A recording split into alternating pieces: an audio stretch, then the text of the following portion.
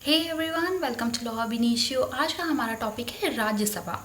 तो उससे पहले हम आपको ये बता देते हैं कि लॉ अब इनिशियो ने 70 से ज़्यादा टॉपिक्स कवर किए हैं कॉन्स्टिट्यूशन को।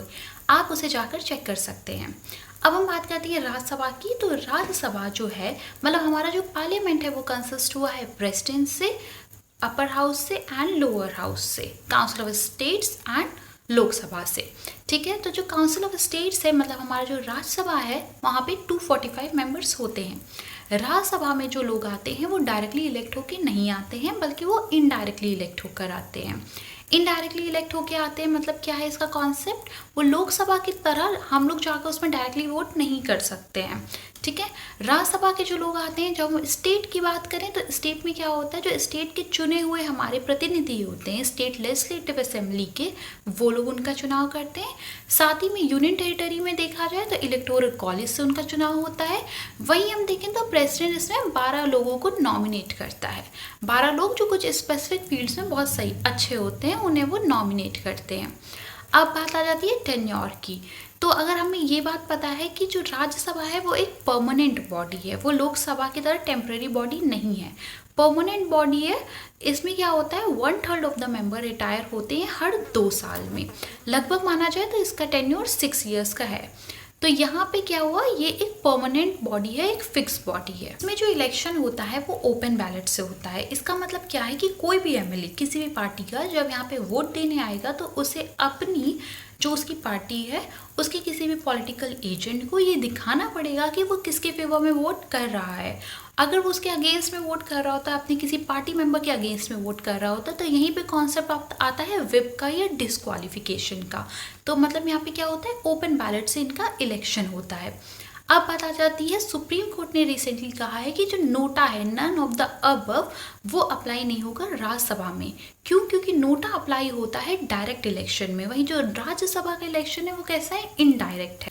हमारा जो 4th शेड्यूल है वो डील करता है किससे, allocation of seats in Rajya Sabha में। तो ये कौन सा है, हमारा 4th शेड्यूल है। साथ ही में अगर हम बात करें तो आपकी मिनिमम एज कितनी होनी चाहिए राज्यसभा जाने के लिए, तो मिनिमम एज है 30। इसके बाद जो बात आती है वो ये है कि यहाँ पे जो इलेक्शन है वो ऑन द जो स्टेट का रिप्रेजेंटेशन है, बेसिकली वो on the basis of population है। मतलब हर स्टेट से इक्वल नंबर ऑफ पीपल नहीं जाते हैं बल्कि हर स्टेट की पॉपुलेशन के हिसाब से लोग जाते हैं। तो कई बार ये क्वेश्चन आया है तो कि एक तरह से देखा जाए तो क्या आप पॉपुलेशन को बढ़ावा दे रहे हैं? क्यों? क्योंकि जिस स्टेट में ज़्यादा पॉपुलेशन है उसके ज़्यादा मेंबर जाते हैं। यहाँ पे जो सिस्टम लागू होता है वो है proportional representation bye means of single transferable vote के हिसाब से।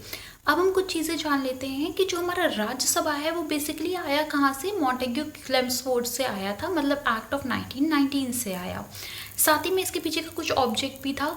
ये कहा गया कि अगर हमारे यहाँ सिंपली एक हाउस होगा तो क्या होगा, वहाँ पे बहुत सारा हो सकता है, बहुत ज़्यादा पावर एक हाउस के पास आ जाए, तो बहुत सारी पावर किसी एक पर्टिकुलर बॉडी के पास होना सही नहीं मानी जाती है। माना जाता है कि वो अनकंट्रोल यूज़ करने लगेंगे अपनी पावर्स का।